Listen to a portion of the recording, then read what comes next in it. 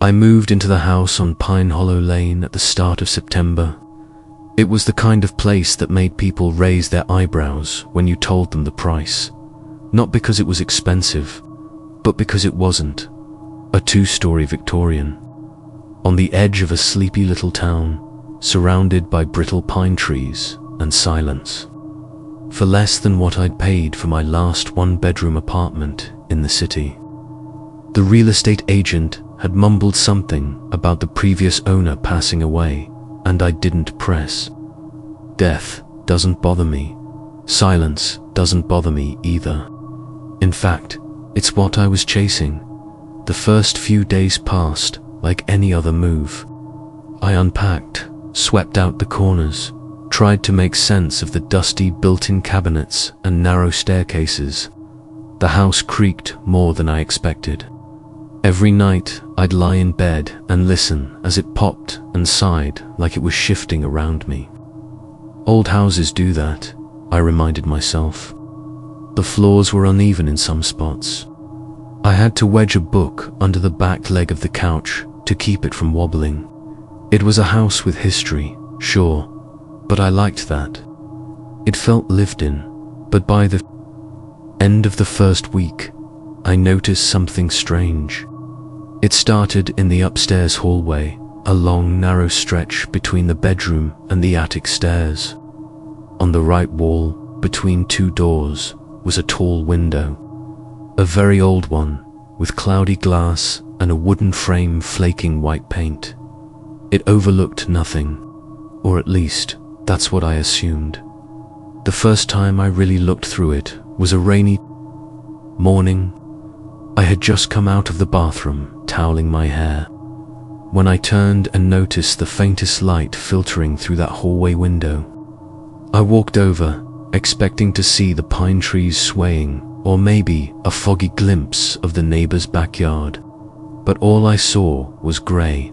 Not fog, not clouds, just grey, solid and unmoving, like a painted wall pressed right up against the glass. I tapped the window with my knuckle. It was real, cold to the touch. But what was on the other side? There should have been space.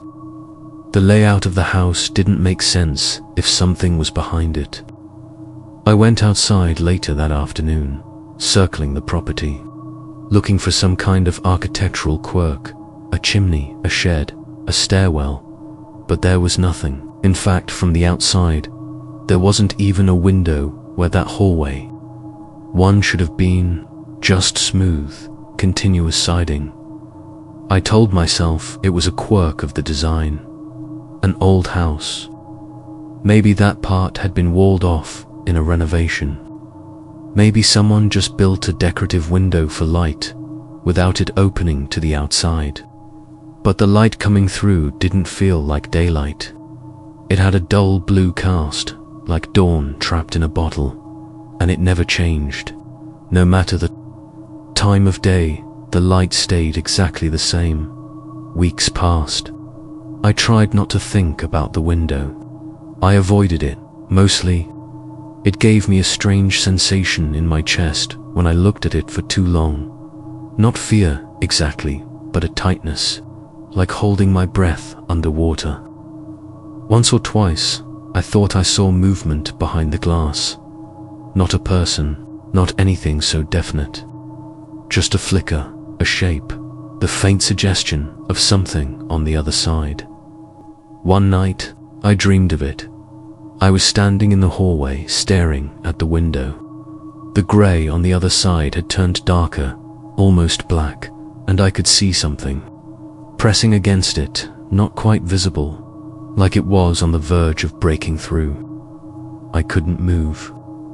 I felt the air around me shift, heavy and cold, like the hallway was being flooded with something that didn't belong. And then, just as the shape leaned in closer, I woke up. My heart was hammering. My room was ice, and the hallway outside was darker than it should have been. Even for 3 a.m., I didn't sleep the rest of that night. I decided to tape a blanket over the window the next morning. Just a small act of control. I didn't want to see it anymore. But when I walked into the hallway, the window was already covered. A thin yellowed curtain I didn't recognize was hanging there, old, patterned with little faded flowers. I stood frozen, one hand still holding the folded blanket I had planned to use. I hadn't put up that curtain, I would have remembered that. I pulled it aside and stared into the same flat, unmoving grey. This time, there were faint lines across. The glass, thin like cracks, or long, bony fingers. I shut the curtain. I backed away. I didn't speak aloud, but something in my chest screamed at me to leave the house, to get in my car and drive until I forgot the way back. But I didn't. I stayed, that night. As I tried to sleep, I heard footsteps in the hallway, soft, barefoot, moving back and forth in front of the bedroom door. I told myself it was the house, creaking, that's all. But the footsteps paused sometimes, like someone had stopped to listen, like they were waiting. I tried to ignore the footsteps the next night. I put on a white noise machine, turned on a bedside lamp, even kept a book open on my chest, hoping that sleep would come quickly, but none of it worked. The footsteps returned, slow, patient, moving in a strange rhythm like someone pacing while thinking. I didn't dare open the door. I knew that if I did, I might not see anything at all, and that would somehow be worse. So I waited, eyes fixed on the crack beneath the door. At one point, the light in my room dimmed. Not flickered, just slowly dimmed, like a fading memory. I sat up. The bulb still glowed, but it felt like the shadows had thickened, creeping into the corners. I could still hear the faint steps outside, but now they were slower, more deliberate, like they knew I was listening. The next morning, I did something I hadn't done in years. I called my sister. We'd grown apart since our parents passed, and the city had swallowed us into our own lives. But I needed someone familiar, someone who knew me before the silence of this house set in. "You okay?" she asked. "You sound ... tight." I laughed. A forced little sound. "Yeah, just weird sleep. This place creaks like an old ship." She asked for pictures of the house, so I sent her some, including one of the hallway. I didn't mention the window, just casually included it in the frame. A few minutes later, she messaged back, "Where's that window? I don't see it on the outside of the house in your porch photo." Exactly, that night, I decided to sit in the hallway. I brought a chair, a blanket, and a mug of tea, like I was preparing for a vigil. I didn't turn on the lights. I didn't need to. The dim blue light from the window filled the space just enough. I tried not to look at it. I tried to just sit and breathe. But after a while, I felt it again, the heaviness, the pressure on my chest, like I was being watched by something far too old to be understood. After what must have been 2 hours, something finally happened. The window began to hum. It wasn't a sound exactly, more like a vibration in the air. A low resonance that settled in the bones and made the skin feel too tight.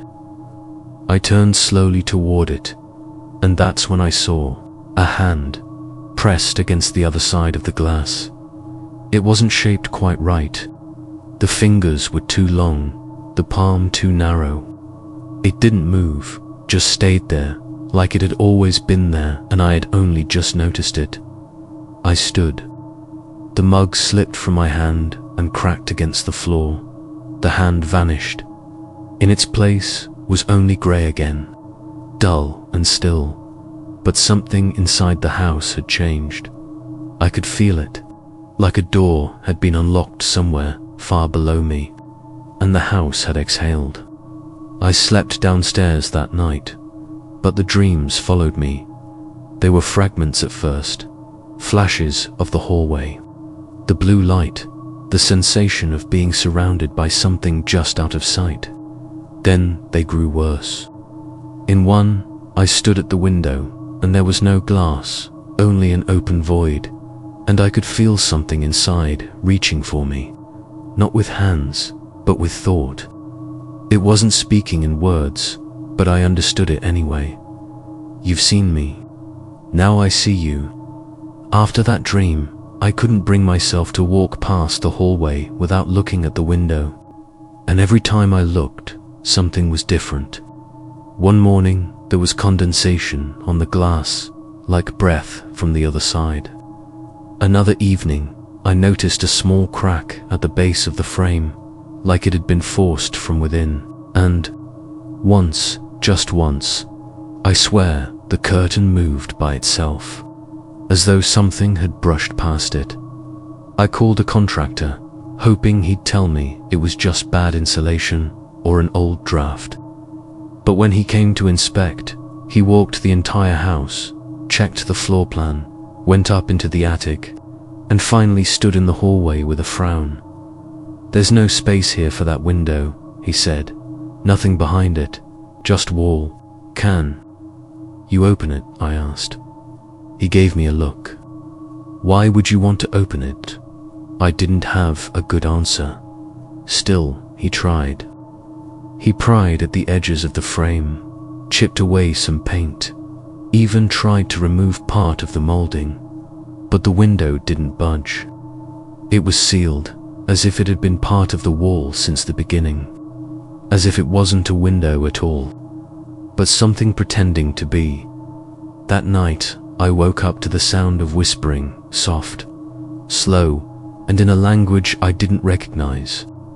Not outside the door this time, but from inside the walls. From behind the window, I stayed under the covers, my ears straining, my breath shallow.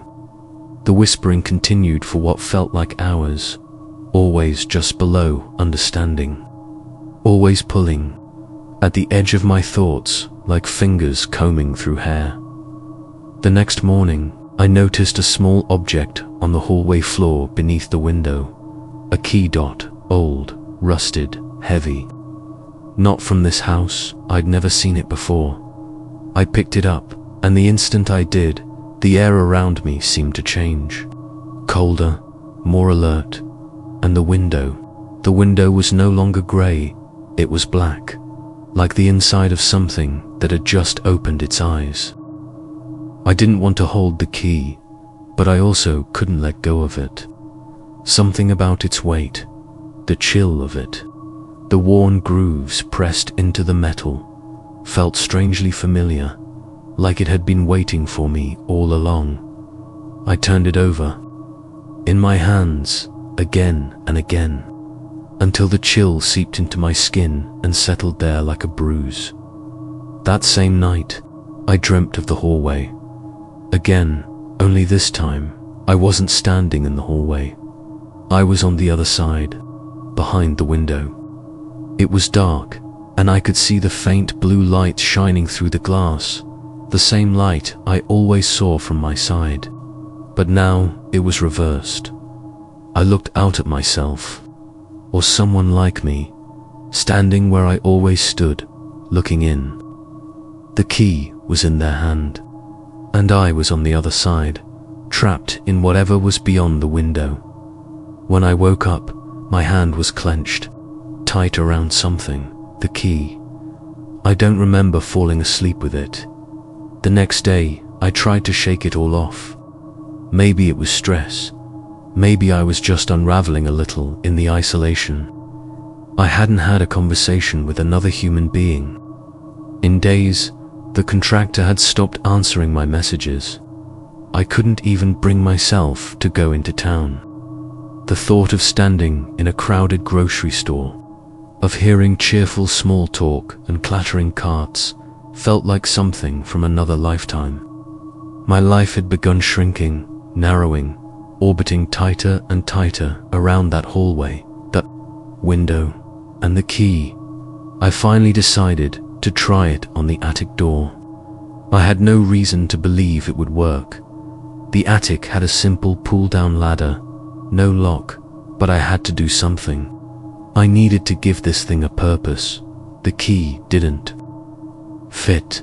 I tried the basement door, the old pantry, even the strange little locked cabinet in the hallway that had always been empty. Nothing. But when I passed the window that evening, something happened. I held the key close, not even trying it anywhere, and the air shimmered, not visually, but in my ears. A faint ring, like a tuning fork, struck at a distance. I stopped. I pressed the key against the window frame. The sound grew louder, and then the curtain moved, gently, as if breathing. I stepped back. I didn't touch it again that night. The footsteps returned. This time, they didn't pace. They stood still, just outside my bedroom door. For hours, I didn't sleep. I barely breathed. I lay in bed, staring at the ceiling, listening to the boards creak under invisible weight. At 4:17 a.m., the bedroom door handle turned, just once. A slow, gentle rotation, but it didn't open. I didn't move until daylight the next morning. The key was missing. I tore the house apart, looking for it, under cushions, behind bookshelves, even in the kitchen drawers, as if I might have subconsciously hidden it, but it was gone, like it had simply been claimed back by whatever had left it. And the window, the blackness behind it had deepened. It no longer looked like glass at all, just an opening, a flat absence where something solid should be. I waved my hand in front of it. No reflection, no movement, just darkness. I called my sister again. This time I told her everything. She was quiet for a long time. Then she said, "You need to leave. Now, I don't care what the contract says. I'll drive out there myself if I have to, but you can't stay in that house." I almost agreed, but something held me there. Curiosity, maybe, or a strange sense of responsibility. Like leaving would be abandoning someone or something. I was supposed to understand. I couldn't explain it. I didn't expect her to understand either. That night, the door opened. I woke to the soft creak of hinges. My bedroom door, wide open, and beyond it, darkness. No hallway light, no footsteps, just silence. And then, a voice. It spoke my name. Not loud, not angry. Just a whisper, soft and deliberate. The way someone might speak to you through a wall. Their mouth close to the surface, waiting for you to respond. I couldn't. I sat frozen in bed, muscles locked, every instinct in me screaming to shut the door, to run, to cover my ears. The voice said it again, and this time, it wasn't alone. There were other whispers behind it, layers, dozens of them, maybe hundreds, all murmuring different things, none of it clear, like 1,000 people trapped just out of view, all pressing their faces to the same invisible wall. I got up. I don't remember doing it. One moment I was in bed, the next I was standing in the hallway, facing the window. It was open, not physically. The glass was still there, but it was open. I could feel it, like the air had shifted, thinned. Something had pulled back a veil. I could see into the blackness now, and the blackness could see me. I reached out, I don't know why, just to touch the glass, maybe, to feel if it was real. But before my fingers reached it, something tapped from the inside, just once, a soft, sharp knock, and then everything went still. I stumbled back, heart racing, and fled into the bedroom, slamming the door shut. The whispers stopped. But the silence that followed was worse, because it didn't feel like nothing. It felt like waiting. For the next 2 days, I didn't go near the hallway. I slept on the living room floor, lights on, TV playing softly in the background, as if sound might somehow keep the darkness at bay. It didn't help. The house had gone quiet, unnaturally. So, even the floorboards, which once groaned and creaked under my every step, had fallen silent. The air felt suspended, like I was inside something holding its breath. The window wasn't content being ignored. On the 3rd night, I woke to a sound that I couldn't place at first. Soft, rhythmic, almost like fingernails tapping glass. I lay still, eyes wide in the dark, listening. The sound continued, not frantic, not even aggressive, just persistent. A reminder. I got up. I told myself it was just to confirm nothing was there, to settle my nerves. But the truth was, part of me wanted to look, to see. There's a kind of magnetism in fear once it settles inside you. It doesn't let go so easily. The hallway was lit with that same dim, bluish hue, even though every light in the house was off. It was the light from the window, soft, steady, like always, but now it reached further. Shadows hung back at the edges of it, clinging to the corners. I walked closer. The window looked the same, black glass, flat and endless. But the tapping had stopped. Instead, there was something else, condensation. A thin layer of moisture inside the pane, and drawn into it was a shape, not random, intentional. A spiral, small, delicate, centered perfectly in the middle of the glass, like someone had pressed the tip of their finger and slowly turned it in a circle. Again and again, I leaned in. Something moved.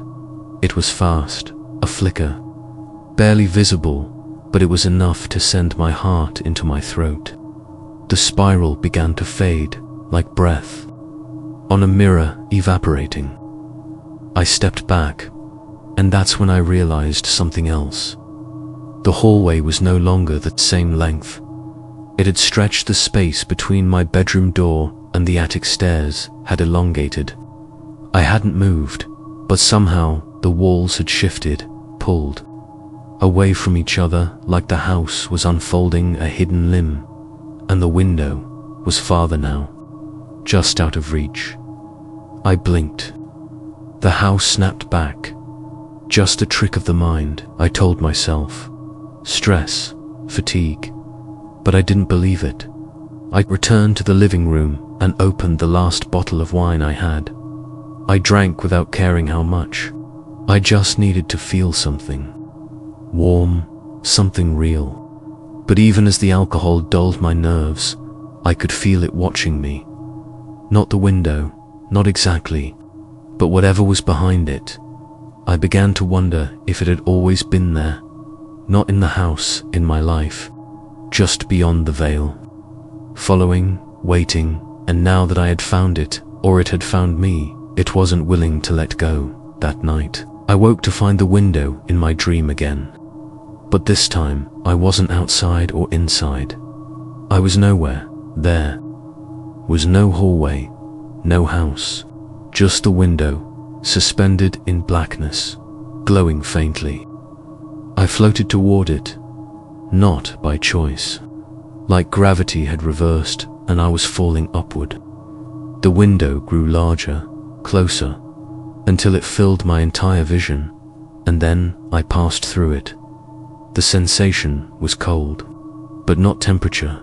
Memory, I felt. Memories bleeding out of me, draining. My name, my voice, the shape of my childhood home, all pulled from me like old threads, unraveling. I opened my mouth to scream, but there was no sound here, just silence. When I awoke, my pillow was damp. Not with sweat, but with tears. I don't remember crying. I don't remember dreaming, but I remembered losing something. I knew what I had to do. I went back to the hallway and stood in front of the window one last time.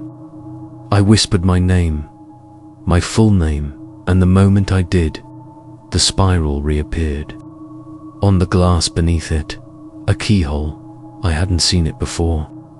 Maybe it hadn't been there before. But now, clear as anything, it waited.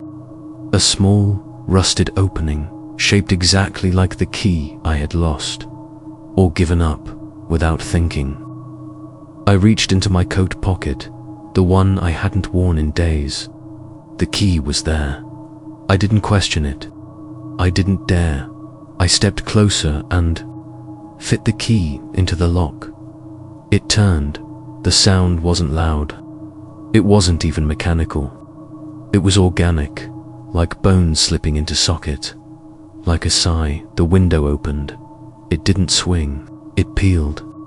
The glass slid upward into the wall, revealing not the outside world, not my backyard or the pine trees, but a corridor identical to mine.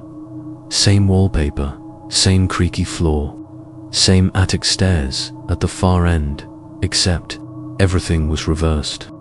Perfect mirror, and at the far end of that mirrored hallway stood a figure. It looked like me, not just in shape, but in posture, in clothing, in the way it held its hands, like it had spent its whole life pretending to be me. It raised one hand. In greeting, I raised mine involuntarily, and then it smiled. Not a kind smile, not even a sinister one, just a knowing one, like we'd finally met, like the long wait was over. The window closed, the key dropped to the floor. I didn't pick it up. I haven't touched it since. The hallway has gone quiet now. No more footsteps, no more whispers, but the window is still there. And sometimes, if I catch it at the right angle, I see that spiral again, waiting to be redrawn, waiting for me to open it again. I've always lived by routines. Maybe it comes from my childhood, raised in a quiet household where dinner was always at 7, bedtime at 9:30, and Sunday mornings meant the sound of the grandfather clock in the hallway striking 9 before. The smell of pancakes crept into my room. Time made me feel safe, measurable, predictable, when the world spins too fast. A ticking clock is something to hold on to. That's why I bought the house. It wasn't particularly special, just a modest little cottage at the edge of a sleepy village where fog clung to the trees like a second skin. But in the hallway stood an old grandfather clock, still intact, still ticking. The realtor mentioned that it had been part of the house since the 1800s and that the previous owners had left it behind. It was beautiful, to carved mahogany, gold trim round the face, hands like delicate needles. I don't think I would have bought the house if not for that clock. I moved in mid-autumn. The trees were already shedding, and the wind at night had that soft whistle that always reminded me of distant trains and open roads. The days were quiet. My new neighbors were older, polite, but private. I liked that. After years of city life, the silence felt like a bomb. The first few weeks passed gently. I settled into a routine. Woke up to the chime of the clock at 7 a.m. Made coffee, took a walk, worked from home during the day, and read in the evenings. The clock was always there in the background, marking time with its slow, steady breath. It didn't just tick. It had a rhythm, a pulse, and I came to rely on it more than I realized. But on the 23rd day, something changed. It was late around, Jamsablas Leverden Part Pulaminit, p.m. I was sitting on the couch with a book in hand when I noticed the ticking had stopped. Just for a moment, A brief silence, like someone had pressed pause on the world. Then tick, it resumed. But the rhythm was off. I walked into the hallway and stared at it. Tick, dot dot dot dot, tick, dot dot dot, tock dot dot dot, tock dot dot, tock dot. It was subtle, but undeniable. A hesitation, like the clock was skipping a beat. I reached for the little glass panel and opened it, just to check if something had gotten caught in the mechanism, but everything looked normal. The pendulum still swung, slow and sure. The hands still moved, and yet I could feel something in the air, like the moment just before thunder. A tension I couldn't explain. The next morning, I overslept. The chimes didn't ring at 7, or at all when I checked the clock. It said 3:12, but my phone said 9:47. I tapped the face of the clock lightly, as if that would correct it.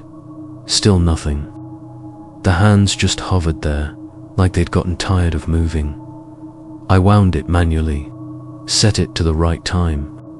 It ticked along obediently after that, as if nothing had happened. But that night, it happened again. The clock skipped a beat, and this time, I swear, I heard something. Not a sound from the clock, something in the space around it, like a whisper, caught between ticks, like the pause between them wasn't empty.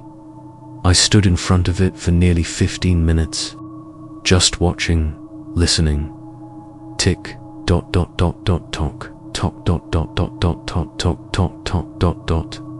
The skip was longer now, and in that gap, I felt something move. Not in the room, not in the house. In me, a pulling sensation, like a thread being drawn tight behind my eyes. I backed away, went to bed, told myself it was nothing. But that night, my dreams were full of clocks, all of them frozen, and in the center of the dream, I saw myself older, grayer, eyes vacant, standing in a house that looked like mine but wasn't, and all around me were clocks, silent, still, as if time itself had walked away. The next few days were strange. Little things, I'd look at the microwave, see 2:15, then check my phone, 3:01, my wristwatch would tick backward for a second, then catch up like it hadn't meant to, and always the grandfather clock in the hallway would falter once a night, skipping a beat, or 2, or 3, longer each time. I tried to tell a friend. She laughed, said it sounded like I needed sleep. I knew it wasn't just in my head, because then it started happening when I wasn't home.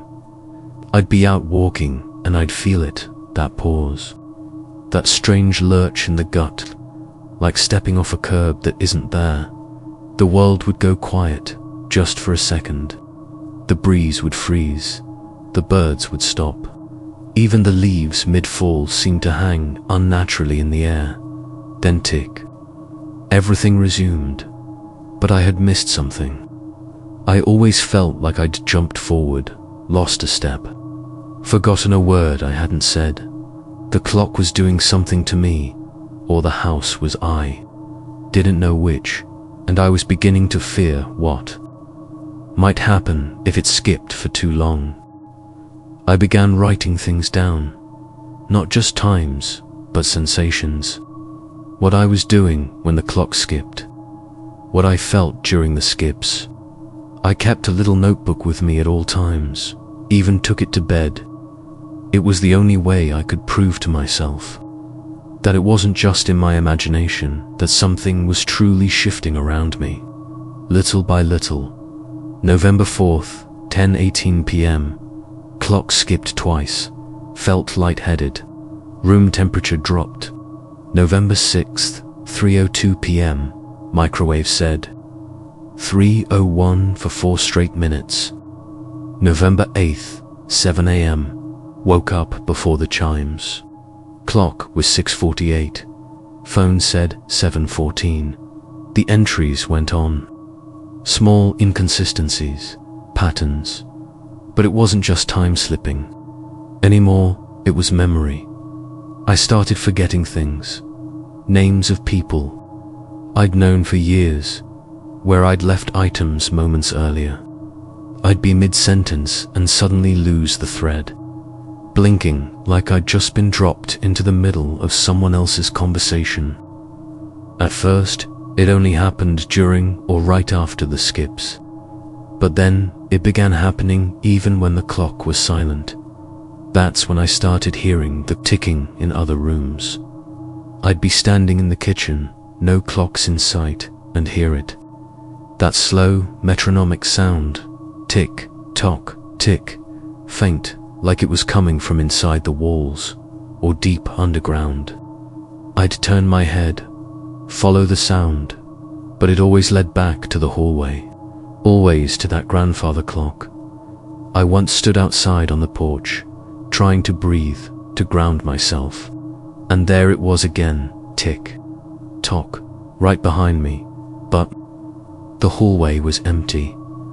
That night, I unplugged everything. Microwave, phones, my digital watch. I even removed the batteries from the smoke detectors, hoping to silence everything. The house became still. No hum, no flicker of electronics. Just the wind brushing gently against the windows like someone whispering, "Good night," and yet the ticking continued. It was louder now. I walked to the hallway. The grandfather clock was swaying only slightly, but unmistakably, like it was breathing. I reached out to touch it. The moment my fingers brushed the carved wood, I felt the skip, not just in sound, in reality. I blinked, and I was suddenly standing in a different part of the house. In the kitchen, I stumbled back, nearly knocking over a chair. How had I gotten there? I remembered walking into the hallway. No further, no turn, no steps, just one moment, and then the next. Like I'd been moved, shifted. The notebook was gone. I found it 3 hours later, on the porch swing, soaked through with dew.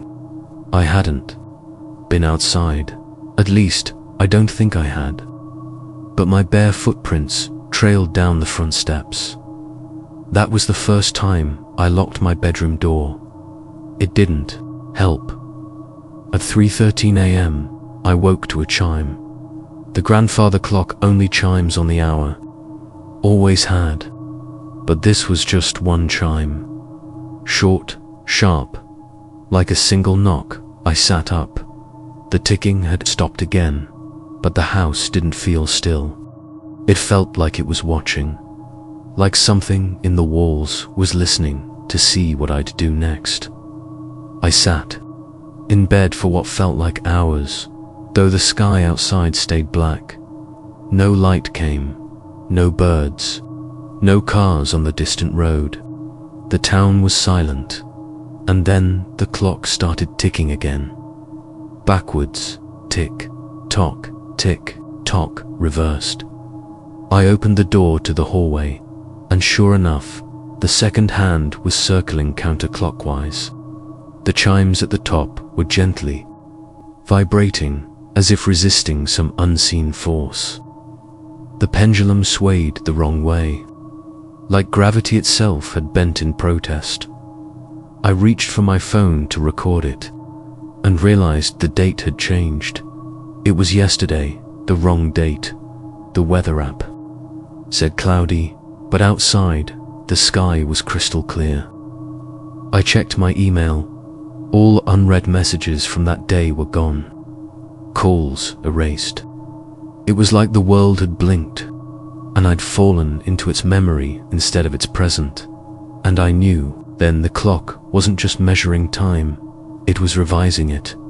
Or worse, editing me that evening. I packed a bag I didn't care about, selling the house or leaving things behind. I just needed to go. But when I stepped outside, the town was different. The houses on either side were there, but the lights inside flickered like old film. The trees didn't move. The street lamps glowed faintly. Even though it was only 4 p.m., I walked down the driveway and found myself stepping back onto my porch again, like the road had looped. I tried again, down the steps, onto the sidewalk, around the corner, back.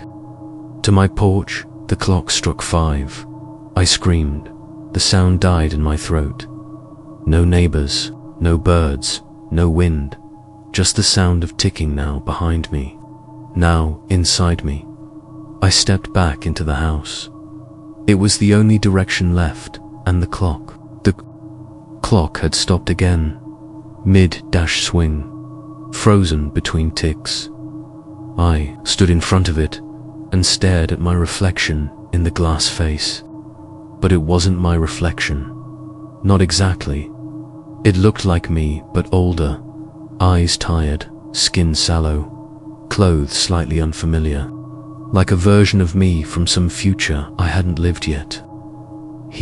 I was mouthing something, but I couldn't hear it until the next beat skipped, and in that space, the sound came through.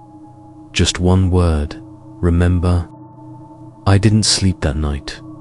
I didn't even sit down. I just stood in the hallway, in front of the clock, watching it, waiting. The image of myself, or what I thought was myself, had vanished from the reflection as soon as I blinked.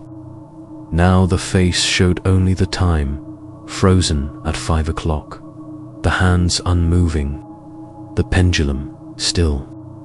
But even in that stillness, the house didn't feel calm. It felt like it was listening. I whispered the word aloud, remember. The echo of it didn't come back. I walked through the house like I was retracing a dream. Every room felt slightly wrong. The angle of a picture frame, the position of a chair, a coffee cup left out that I didn't remember using. It was my home, but something inside it had been rearranged, like I was being prepared for something I hadn't agreed to. The next morning, I got a call from my sister. Her voice crackled through the phone, distant and warped. "You all right?" she asked, like she already knew I wasn't. "Yeah," I lied. "Just, something's off with the house." There was a pause. Then she said, "Are you still hearing the clock?"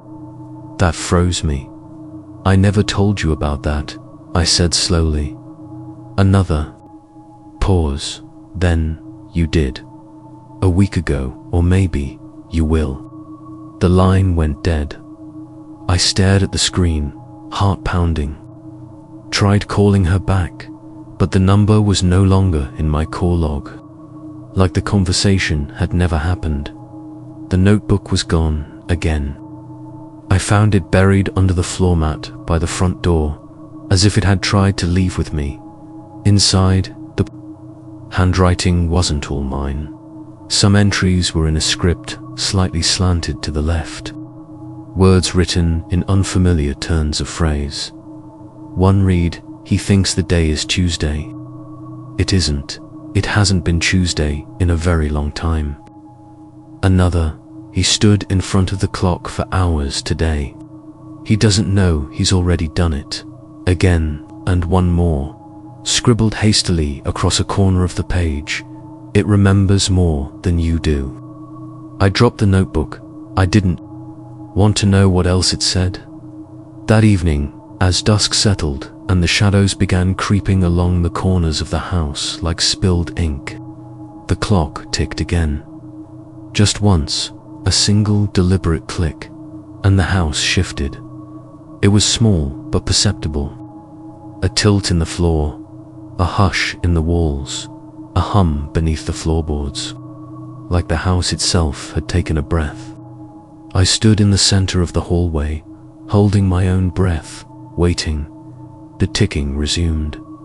Slow, careful, tick, tock, tick, tick. Another skip, but this time I didn't lose time. I lost place. One moment I was in the hallway, the next I was in the cellar, barefoot, no memory of moving. The air was damp, the bulbs overhead flickered, then dimmed completely. I couldn't see the stairs, and the ticking followed me down there. It echoed from every wall. I backed up slowly, 1 foot, sliding along the concrete floor, hand outstretched to feel for the doorframe, the stairs, anything. My fingers grazed wood, but it wasn't the staircase. It was another clock, small, wall-mounted, still ticking, and beneath it, carved into the brick with what looked like a nail, were the words, "You are not the first." I ran, stumbled up the stairs, gasping, cold sweat dripping down my back. My hands trembled as I reached the main floor, but when I emerged into the hallway, the grandfather clock was gone. In its place was a mirror, tall, framed in gold, perfectly clean. I stared into it. My reflection blinked. I didn't. I reached out slowly, and the reflection didn't follow. It just watched. Then, as I stood frozen, the mirror rippled, like water disturbed. And suddenly, I was looking at the hallway again. Not a reflection, but the real thing. The mirror had become a window, and on the other side, I saw me, asleep in bed, and the clock beside my head, ticking softly. Except I wasn't in bed. I was standing there, watching myself. Somehow, I was on the outside, trapped in some crack in time, folded between moments like a forgotten bookmark. I backed away from the mirror. It went still again, glassy and blank, and behind me, the grandfather clock was back, but the time on it wasn't mine. It was midnight, even though the sky outside was still dusky, not dark. Even though the world hadn't yet caught up, the chimes began, soft at first, then louder. Each one echoed deeper into the walls, the floor, my chest. I tried to count them, 1, 2, 3, but they didn't stop. 4, 5, 6, 7, still.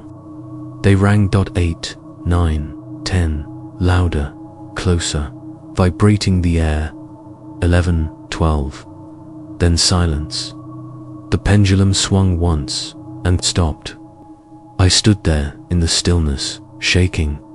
Then the clock whispered something I cannot forget, something I cannot ever unhear. It said, "You are now exactly where you were meant to be." And I understood. The skips weren't mistakes, they were directions. The house wasn't haunted by time, I was, and the clock was never marking the hours. It was measuring me. After that night, I stopped trying to fix anything. I didn't wind the clock. I didn't check the time on my phone. I didn't even touch the notebook anymore. I just let the days, if they were even still days, pass, or fold, or rewind. I didn't know anymore. All I knew was that the house was no longer behaving like a house. It felt like a loop that had been broken and hastily patched back together with parts from other moments. The curtains would close themselves in the middle of the day. Shadows would stretch in the wrong direction. I'd walk into the kitchen and find a plate already set, even though I hadn't eaten. Sometimes I would hear footsteps upstairs and then realize they were mine from a few hours ago, or a few hours ahead. But the worst part was that sometimes I would see myself not in mirrors, not as a trick of light, just standing across the hallway, or looking out from another room, and we never moved at the same time. I thought about leaving, but not just the house, leaving time itself, ending everything. But I couldn't trust that even death would be final anymore. I wasn't sure if it had already happened. I wasn't sure if it would happen again. Then, one evening, the ticking stopped completely. It wasn't a skip, not a hesitation, it just ended. The house fell into a silence so deep, I could hear the hum of my own heartbeat in my ears. I stood in front of the clock, afraid to breathe too loudly. The hands were missing, just 2 blank holes in the center. I touched the face, cold, perfectly smooth, like they'd never been there. Then I noticed something new, etched into the wood. Where the numbers should be were words, 12 of them, circling where time used to live. The moment you notice is the moment you cannot leave. I read it aloud, and the walls shifted, not visibly, just subtly, like a dream changing behind your back. The hallway grew longer again, the ceiling higher, the air thinner. The mirror appeared once more, only this time I saw not 1, but 3 versions of myself. One younger, standing nervously in the hallway with a suitcase in hand. One older, seated in a chair, eyes dull and distant, mouth whispering something over and over. And one that looked exactly like me now, but smiling. I stepped back. The glass didn't change. They kept watching. And in that moment, I understood something terrifyingly simple. I was never the first. I would not be the last. The house, or the clock, or whatever it was, had done this before, countless times, 2 different people, or to the same person in different echoes. We weren't haunted by time. We were fed to it. It took from us seconds at first, then hours, then whole versions, skimming off layers of identity, until what was left wasn't a person, but a residue, a ghost not of death, but of time misplaced. That's what the skips were. Moments shaved off, reabsorbed, reshuffled, and once you noticed, once you truly noticed, you were part of it forever. I turned away from the mirror. The house was now completely dark. No lights, no sky outside the windows. Just a pale, drifting glow from the center hallway where the grandfather clock used to stand. I walked toward it and found a door where the clock had been. Plain wood, no handle. I knocked once. It opened. I stepped through. Not because I wanted to, but because I realized something else, something final. I had already done this. I had opened this door 100 times, maybe more. I had crossed this threshold again and again, each version of me leaving something behind, a thought, a breath, a year, a name, and now it was my turn again. I don't remember what was on the other side, but when I turned back, the house was gone. Only the ticking remained, faint, somewhere far behind me, like it was getting ready to start the next beat, the next person, the next version. And somewhere, in a house that looks exactly like mine, a clock is winding itself again, waiting for someone to move in. I found the house by accident. It was just past dusk, and I was driving along a country road I didn't recognize. My GPS had frozen 3 turns ago, and cell signal had quietly slipped away like a dream forgotten upon waking. I wasn't panicked, just annoyed, mostly. The road was narrow, flanked by dense trees, the kind that reached so far overhead they knitted a canopy that turned twilight into night. That's when I saw the house. It was perched just off the road, behind a short, rusted iron fence, modest, old, white shutters, ivy creeping along one side, the soft glow of yellow light spilling from a single window. It didn't look abandoned. It didn't look new either. It looked misplaced. I don't know why I stopped. Maybe it was the hour, or the way the trees seemed to lean back just enough to reveal the driveway, like they'd been waiting for me to notice. Maybe it was the house itself, which looked so calm and warm compared to the endless dark road. But I pulled over. I didn't intend to stay. Just knock, ask for directions, maybe use their Wi-Fi to check the map. That's all. But when I stepped out of the car, I realized something strange right away. There was no sound, no crickets, no wind in the trees, no distant hum of engines or voices, just stillness. I walked up the short path to the porch. There was no mailbox, no street number, no name on the faded welcome mat. The house had no identity, just presence. I knocked. The door opened. No one was there, but the light was on, casting a soft amber glow over the entryway. I called out, hesitant. "Hello, sorry to bother you." No answer. The inside smelled like dust and rain. Not musty, just old.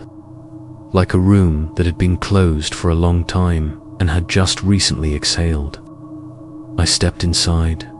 The door closed. Behind me, I didn't touch it. I stood frozen in the small foyer, listening. Still no sound. Not even the floor creaked under my weight. Everything was clean, simple. Wooden floors. A few paintings on the walls. Landscapes mostly. No faces. I moved cautiously, calling out again. "Is anyone home?" The hallway ahead of me branched into several doors, each one closed, but one at the far end was open just a crack. Light spilled out from within, flickering slightly, like candlelight. I walked toward it. As I reached for the doorknob, something happened. The air changed. It's hard to explain. Not colder, not heavier, just unfamiliar. Like I'd taken a wrong turn and now stood in a room meant for someone else. I opened the door. It was a living room. Fireplace lit. A red armchair near the hearth, facing away from me. On the floor, a mug of tea, still steaming. Someone had been here. "Hello." I tried again, softer now. No answer. I stepped further in, and suddenly, I heard its footsteps. Behind me, I turned. No one. But when I turned back, the mug was gone. The fireplace now cold, the chair empty, and the room slightly different. The rug was darker. The painting on the wall had changed from a misty forest to a blank field under a grey sky. Blinked, looked round. Everything felt the same, and yet wrong. I backed out of the room, back into the hallway, and that's when I noticed the door I had entered from was no longer behind me, only more hallway, endless hallway, with doors on either side, all closed, and somewhere down that hallway I could hear something faint, a ticking like a small, distant clock, or a heartbeat slowed to a crawl. I stood still for a long time, just listening to the faint ticking. It was coming from far down the hallway, not fast, not slow, but steady. The kind of sound you didn't notice right away, but once you did, it filled every corner of your awareness. I told myself to turn back, to find a window, a back door, anything. But there was nowhere to turn back to. The entryway was gone. There was only the hallway, and the ticking, and the faint smell of something like wood smoke and old paper. Picked a door, the one on the left. It opened with a soft creak, and inside was a bedroom. Not mine, not anyone's, I recognized. Just generic, but familiar. A bed, neatly made. A small dresser. A lamp that buzzed faintly with old electricity. The air was still. Too still. I stepped inside and looked around. There was a photograph. On the dresser, a woman standing in front of a tree, hand shielding her eyes from the sun. Her features were blurry, Not from motion, just undefined, like a memory that had been half forgotten. Her shape was there, but her identity had faded. I turned away, and when I looked back, the photo was gone, replaced by a mirror. I saw myself in it, but I didn't feel like I was alone in the reflection. It was me, same clothes, same hair, but something about the expression wasn't right. My mouth didn't move the way I expected it to. My eyes didn't blink when I did. And then, very softly, the reflection smiled. Just slightly, I backed out of the room, heart knocking gently in my chest. The hallway was longer now. It had stretched again. I could still hear the ticking, closer now, but not by much. It felt like it was coming from beneath the floor, or perhaps above the ceiling, somewhere within the house, but not on this level of it. I opened another door, a bathroom this time, clean, white tile. A small window with lace curtains fluttering, in a wind I couldn't feel. There was no mirror, just a blank wall above the sink. I turned the faucet. Nothing came out, but I heard something behind me, a drop, a single drip hitting porcelain. I turned quickly. There was water on the edge of the bathtub. It hadn't been there before. Another drop fell, then another. I reached out, pulled back the shower curtain. There was no tub, only a stairwell, descending into darkness. Closed the curtain and left. The ticking had stopped now. There was only silence, thick and pressing. I called out one last time, "Hello, is anyone here?" This time, I got a response, a soft voice, distant, as if speaking through several closed doors. "You shouldn't be." I froze. The air around me suddenly felt heavier, as if the house was holding its breath again. I turned to run, but my feet moved slower than they should have, like I was moving through syrup, or a dream that wouldn't let go. I reached the far end of the hallway and opened another door.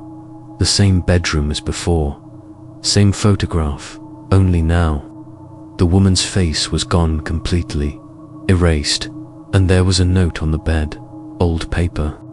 Folded once, it read, "You weren't supposed to see this place, but now that you have, it remembers you. Try not to make too much noise." The paper dissolved in my hand, just crumbled to dust. I turned to leave again, but now the hallway was gone, replaced by a narrow corridor with no doors, just a low ceiling and bare wooden walls. The ticking resumed, louder now, right beneath my feet. I began walking. There was nowhere else to go. The corridor wound like a snake, turning in on itself, dipping slightly downward with each turn. The air grew colder, the ticking louder. Eventually, I reached a wooden trapdoor in the floor. No handle, just a keyhole. I didn't have a key, but the moment I knelt down to inspect it, it clicked open on its own, and below, darkness. I hesitated, looked back. The corridor behind me had vanished, so I climbed down, one step at a time. The stairs were endless. The stairs didn't creak. They didn't echo. Each step felt like walking across memory, soft, worn, and strangely warm beneath my feet, even though the air was growing colder. I didn't know how long I'd been descending. Minutes, hours. There was no watch on my wrist anymore, though I remembered wearing one, and the ticking, always just out of reach, still accompanied me, like a second heartbeat. Eventually, the stairs ended. I stepped onto a dirt floor. It took a moment for my eyes to adjust. The room was dimly lit, though I couldn't tell where the light came from. There were no bulbs, no windows, just a faint glow, like moonlight that had been underground too long. The space was wide, circular, walls made of stone and earth. And in the center, sitting upright in a wooden chair, was someone or something. It didn't move. As I got closer, I saw that it was a mannequin, or at least, that's what I told myself. Its skin was too pale, too smooth, its face featureless, except for 2 faint indentations, where eyes should have been, and in its lap was a small object, a box.old, carved from dark wood, with a winding key embedded in its side. I should have turned back, but of course I didn't. I reached out and touched the box. The moment I did, the mannequin's head turned slightly, not all the way, just enough to make my stomach lurch. Its nun eyes stared into me, blank and endless, and then it opened its mouth. No sound came out, but I heard it anyway, not with my ears, but somewhere deeper. Turn it. It said. I looked down at the box. The key was already turning on its own, one slow rotation at a time, and the ticking started again. But this time, it was coming from inside the box. I opened it. There was no mechanism, no gears, just a single slip of paper on it, written in tiny, careful handwriting. You have been here before. You will be here again. Try to leave something behind, so the next you knows where to begin. I looked around. The mannequin had not moved again, but the room had changed. There were now 5 doors in the stone walls, spaced evenly around the circular chamber, each identical, black, wooden, keyless. I picked one, the 3rd dot, and stepped through. Now I was in a hallway again, but not the one from before. This one was older, narrower, the wallpaper peeling. The floorboards bowed and soft beneath my steps. It smelled of mildew and forgotten stories, and there were frames on the walls, dozens of them, each holding a photograph, but not of people, of rooms, empty ones, bedrooms, living rooms, kitchens, each one slightly different. But the more I looked, the more I realized they were all from this house. Some I had seen, some I hadn't. Some were clearly rooms I had not yet found. And in the final frame, at the very end of the hall, was a photo of me standing at the end of a hallway, looking at that very same photograph. I turned, and the hallway was gone. Only a single staircase led upward now, winding into blackness. I didn't want to climb it. I wanted to sit, to stop, to wake up, but the house doesn't let you rest once it knows you're paying attention. So I climbed. Each step felt heavier, like time was pressing down on my shoulders, and when I reached the top, I was standing in my own bedroom, but not quite.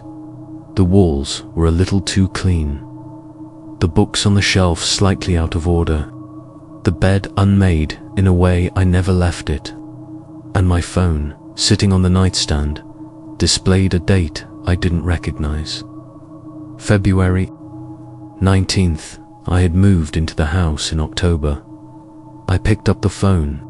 No battery icon. No signal, but the clock read 3:12 a.m.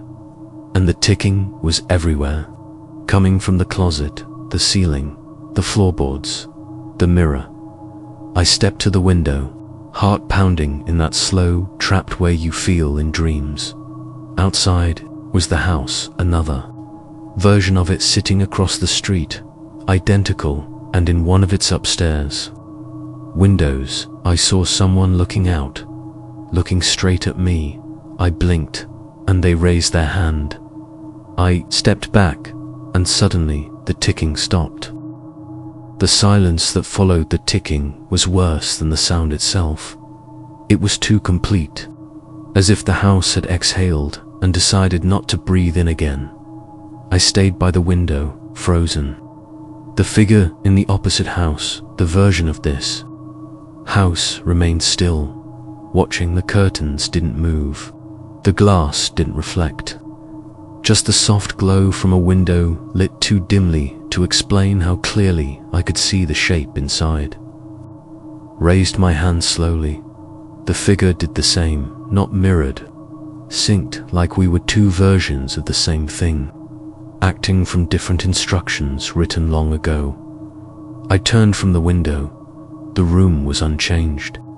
My books, my bed, my clothes. It was mine, but subtly adjusted. A dream recreated from memory rather than fact. The longer I looked, the more I realized things were not quite as I remembered. A book I'd never read had my name on the spine.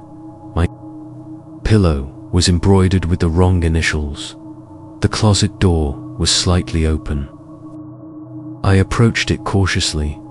Inside were clothes I didn't recognize, not from the color or style, but because they belonged to someone else's life. A work uniform I'd never worn, a winter coat I'd never owned, shoes in the wrong size, yet they all smelled faintly familiar, like they'd once belonged to me in a life I couldn't quite remember. I turned to leave the room and found another hallway waiting. Not mine, not the one before. This one had no walls, just door frames standing in open space, as if someone had peeled away everything unnecessary and left only the skeleton of the house.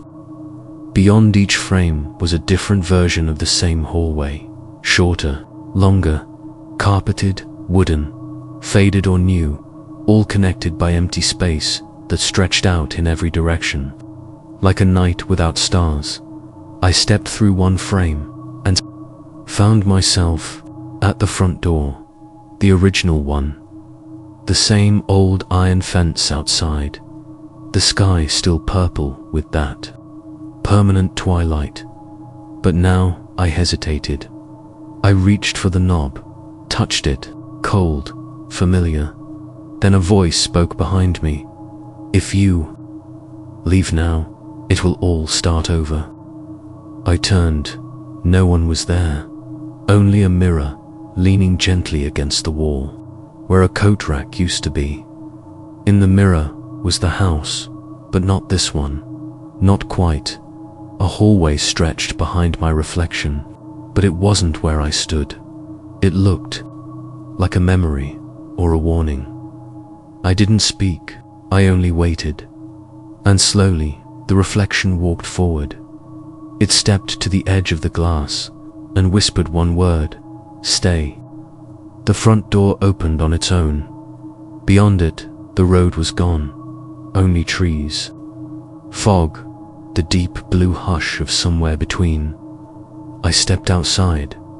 It was soft beneath my feet. Not dirt, not grass, just something like memory, stretched thin.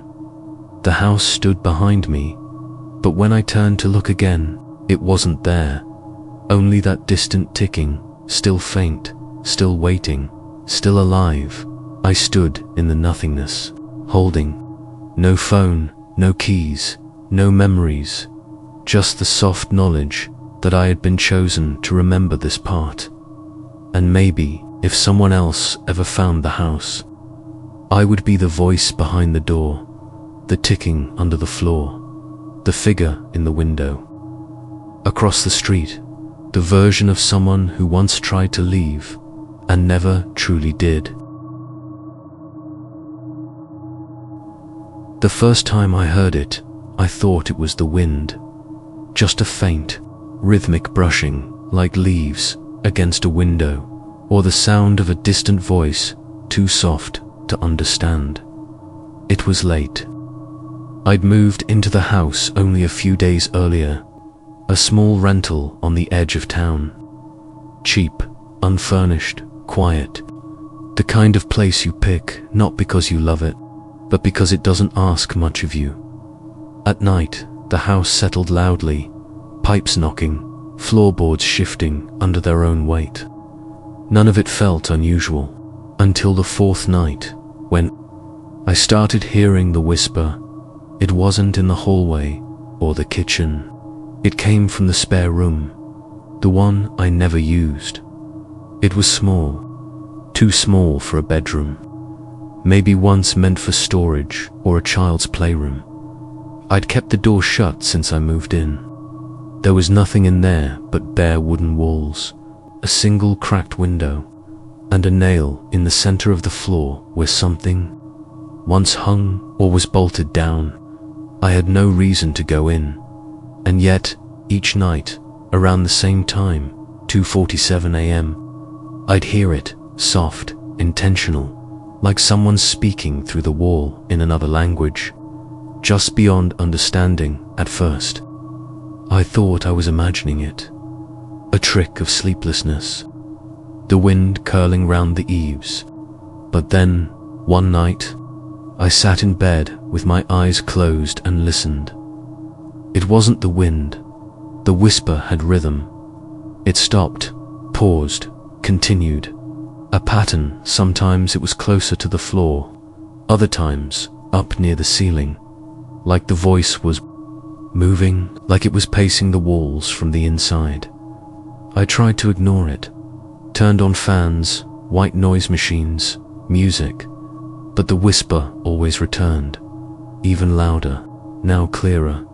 Still not words, exactly, but shapes of words, sounds that pushed at the edge of my understanding like fingers tapping at a foggy window. I finally opened the door to the room. It was just as empty as before, still, dusty, cold, but the sound stopped the moment I stepped in. The walls were smooth. I pressed my ear to them, one by one. Nothing. I stayed there for 10 minutes.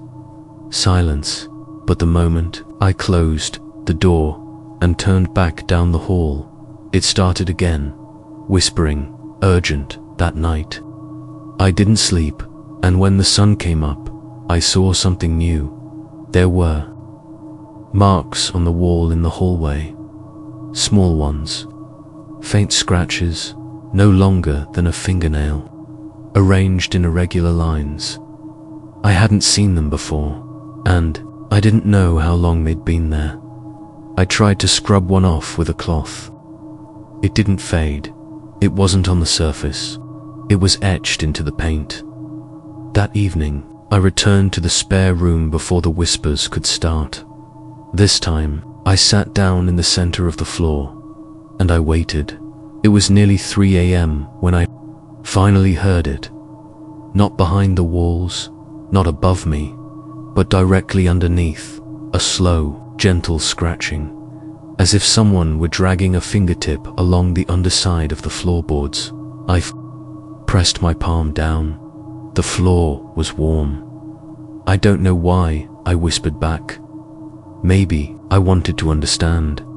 Maybe I was just tired. But I leaned close to the floor and said, "Who's there?" The room went completely silent. Then the voice whispered, back soft and cracked, like air escaping from behind old wood. Closer. I didn't move right away. The word closer hung in the air like mist, disappearing slowly, too slowly. I stayed frozen, crouched on the wooden floor of that small, empty room. There was no echo, no wind, no creak of settling beams, just stillness, waiting. I leaned down again. This time, I didn't speak. I just listened. There was no sound for a long while, not even the faint breathing of a house at rest. Then, from beneath the floor, came a slow, dragging noise, like something being pulled through dry soil, and then whispering again, but not random this time. It was a single phrase, repeated, faint, broken. He covered it. He covered it. He covered it. I sat back, suddenly cold. The room hadn't changed, but it felt different, like it knew I was listening now, like the voice beneath the floor had turned its attention upward. To me, that morning when light came, I didn't Open the curtains. I just stood in the hallway and stared at the door to the spare room. The whispering had stopped again, but now the silence felt worse.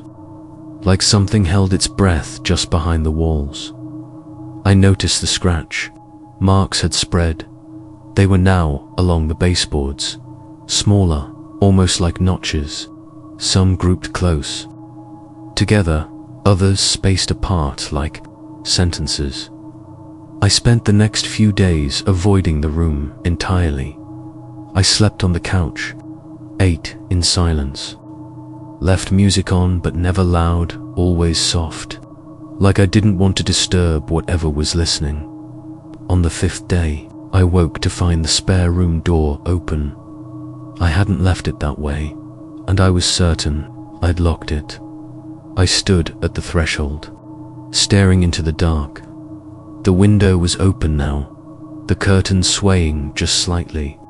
The light outside was soft and grey, dawn or dusk, I couldn't tell anymore. In the center of the room, where I'd sat before, was now a small square carved into the wood. It hadn't been there the day before. It was neat, too neat an outline about the size of a shoebox, etched into the floorboards like a trapdoor or a hidden compartment. There was no handle, just the faintest indentation along one edge. I didn't open it, not yet. Instead, I left the house, drove around town, took a walk, sat in a park where children were playing and elderly couples passed on benches. The normal world, bright, safe, and unaware of the quiet thing whispering in the floorboards of that house on the edge of town. When I returned, it was nearly dark. The house looked the same, still empty, but inside. The spare room light was on. I hadn't left it on. I walked down the hall, slowly, heartbeat quiet but steady, as if my body had already accepted that fear wouldn't help in the room. The carved square in the floor was open, just slightly, and next to it, something lay on the floor. It was a nail, old iron bent. I knelt down and touched the edge of the square panel. Cold, I lifted it fully and found, underneath, a small hollow space lined with dry wood and a layer of dust, and inside, a book. Black leather. No title. I lifted it out carefully. It was heavier than I expected, the kind of weight that felt like it belonged to something buried. The pages inside were uneven, some yellowed, others newer, all handwritten names, dates, phrases. Some pages were blank, others filled with lines that had been crossed out and written over again and again. He covered it, he covered it, he covered it, he covered it, and near the back, a list of entries, each dated, each with a name. The last one read, "This room, scratches growing, whisper more frequent, dreams now, not mine. The house is learning me. If I'm found, tell them, don't answer it. Please don't answer it. Please don't answer it." It was blank, except for a single line, freshly written in dark ink. "Will you stay?" I closed the book gently and set it back inside the hollow beneath the floor, but I didn't close the trapdoor. I left it open, as though closing it might lock something in or out. The room had shifted again, not physically, but in atmosphere. It no longer felt abandoned. It felt like it had been waiting, not for just anyone, but for me. The whispering didn't return that night. Instead, I dreamed, but the dreams weren't mine. I saw a man with no face standing in the hallway, holding a hammer. I saw scratches forming on the walls, not from hands or tools, but from shadows, long and thin, trailing like branches, writing themselves into the plaster. I saw the house at night, from above, surrounded by fog that moved against the wind, and I heard one phrase, repeated again and again, He covered it, and it covered him. When I woke, the house was absolutely silent. I walked the hall slowly, careful with every step. The marks had spread again. Now they climbed the corners of the hallway like vines, winding along the edges where walls met ceiling. Some of them looked like symbols, some almost like writing. I didn't recognize the language of it. It even was a language, but some shapes repeated. They looked patient, intentional, like someone or something was telling a story, one line at a time. That evening, I entered the spare room again. I brought a chair with me and placed it beside the open trapdoor. I didn't touch the book. I didn't speak. I just sat there in the quiet. For a while, nothing happened. Then I felt it, a faint vibration, not loud, not forceful. Just a soft hum beneath the chair legs. Like the house was breathing again. The whisper returned, but now it didn't come from below. It came from the walls. All of them, like the room was speaking in layers, murmuring all at once in a voice too old and tired to form clear words. The sound drifted around me, not surrounding me, but threading through me like it already knew the paths it needed to take. I closed my eyes, and the voice changed. It sharpened not in volume, but in meaning, still gentle, still thin. But this time, I heard something real. He listened, he answered, he stayed. I opened my eyes. The room hadn't changed, but the window was now closed, and on the glass, written in thin trails of condensation, were 3 words: "You are next." I didn't panic. I didn't run. I whispered aloud without thinking, "What do you want?" The whisper stopped. Utter silence. Then, from just behind my left ear, came the response. A listener. That night, I slept in the room. I brought a blanket, a pillow, nothing else. I thought I'd lie awake, terrified, but I drifted off quickly. The house hummed softly, like it had finally been satisfied, and I dreamed again. Not of ghosts, not of blood, not of monsters. I dreamed of walls shifting quietly in the night, of ink writing itself into wood, of voices humming lullabies in a language I didn't know, but somehow understood. And I woke to find something new. The trapdoor was closed, and beside it was the book, open to a blank page at the top. In fresh handwriting was the date, today's date. Below that, just one question: will you write it down? The question sat there on the page like it had always been there. Will you write it down? I didn't answer, not at first. The book remained open beside me, its pages still and flat despite the faint breeze coming through the now open window. I looked around the room, the same bare floorboards, the same cracked window pane, the same dull walls that had once seemed lifeless. Now they felt closer, somehow, more aware. I picked up the pen resting beside the book. I didn't remember bringing it. It was old. The kind of pen that clicked without a sound, heavy in the hand, like it had absorbed the weight of every word ever written with it. I hovered over the page. My mind raced. What was I supposed to write? A confession, a journal entry, the story of the man who stayed. But my hand moved before I could decide, like it wasn't entirely mine. And the words that formed surprised me. I have heard them. I am still here. I will remember. As soon as the final word was written, the book gently closed itself. No breeze, no sudden gust, just a quiet decision. As if the house had read my answer and accepted it. The whispering didn't come that night or the next. The house became quiet, peaceful even. I started sleeping again. Deep, untroubled sleep, The kind that makes you forget there was ever anything to be afraid of. But I began to notice small things. When I passed the spare room, the door was sometimes slightly ajar. Sometimes there would be footprints in the dust that didn't match my own. A chair would shift an inch overnight. And once, I found the book open again. Not on my writing, on someone else's.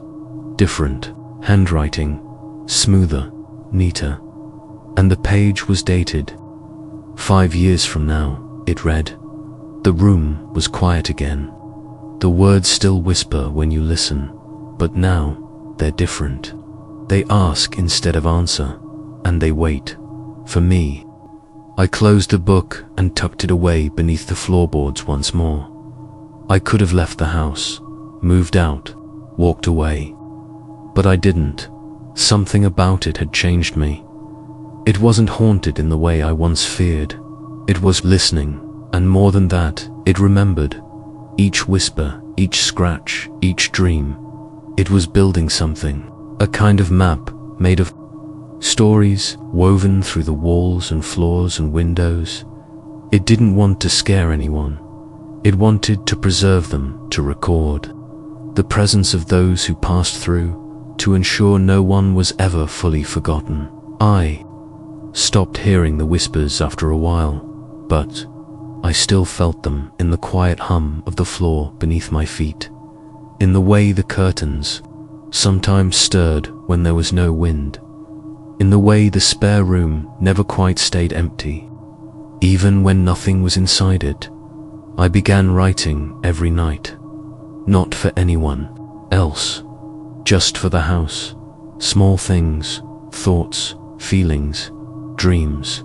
I don't know if it understands them, but I think it's grateful, because sometimes when I finish a page and set the book down, I hear it again, faint, soft, like a sigh through old wood. Thank you.